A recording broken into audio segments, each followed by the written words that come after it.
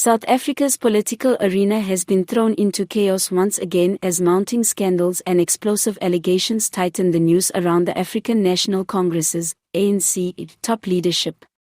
In a shocking escalation of tensions, opposition parties have issued an urgent call for immediate police intervention against the ANC's top six, accusing them of deliberately obstructing justice, enabling corruption, and betraying the trust of the people.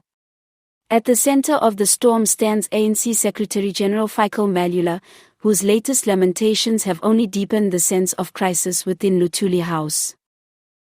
The ANC's top six, President Cyril Ramaphosa, Deputy President Paul Mashatile, National Chairperson Gwede Mantashe, Secretary-General Fikile Mbalula, Deputy Secretary-General Nomvula Mokonyane, and Treasurer-General Gwen Ramokgopa, now find themselves under unprecedented scrutiny.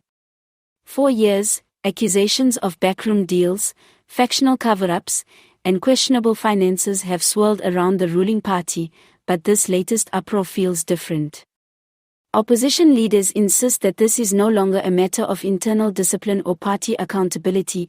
They argue that the time has come for the police to act decisively against what they describe as an organized criminal cartel disguised as government.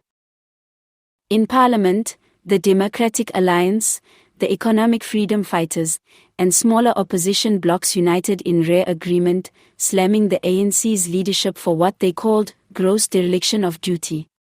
Allegations that key figures in the top six deliberately suppressed investigations into corruption scandals, including questionable tenders, suspicious foreign donations, and high-level interference in state-owned enterprises, have fueled public outrage.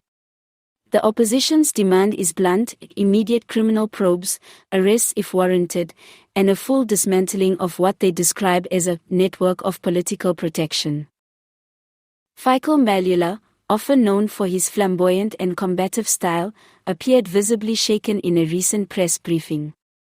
Instead of his usual firebrand rhetoric, Mbalula delivered a somber statement, admitting that the party is under siege, not only from external enemies but from the weight of its own unresolved contradictions.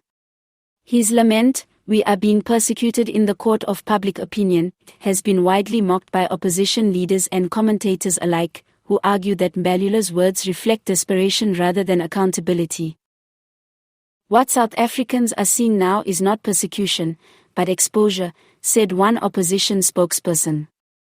The ANC has been shielding its top six for too long. The police must now step in because internal party resolutions and commissions have become meaningless. Justice delayed is justice denied. The pressure is mounting from outside government as well.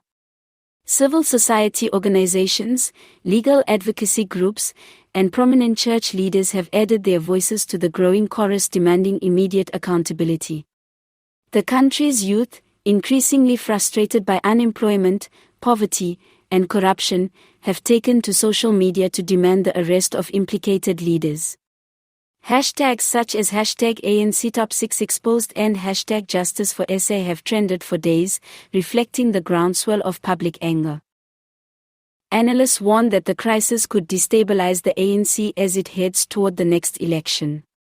Internal factions are already sharpening their knives, with whispers that certain leaders may be sacrificed to save the party's broader image. But opposition parties are determined not to let the ANC control the narrative this time. "It is not about saving the ANC," declared an EFF member. "It is about saving South Africa." For President Ramaphosa, the stakes could not be higher. His reformist image, already battered by the Fikile farm scandal, now faces renewed scrutiny. Deputy President Mashatile has been embroiled in allegations of lavish spending, while Gwede Mantashe's name continues to surface in energy-related controversies. Nomvula Mokonyane, still dogged by past testimony at the Zondo Commission, finds herself back under the spotlight, and Treasurer-General Ramokgopa faces questions about the ANC's murky finances. Fikile Mbalula's lament, intended as a defense, may instead become the symbol of the ANC's decline. His words, perceived by critics as tone-deaf and self-pitying, echo a party struggling to adapt to an era where secrecy is impossible and accountability unavoidable. Opposition leaders insist that the moment of reckoning has finally arrived. As police authorities face calls to act, the nation waits with bated breath. Will the ANC's top six finally be forced to answer in a court of law, or will the machinery of power once again shield them from justice?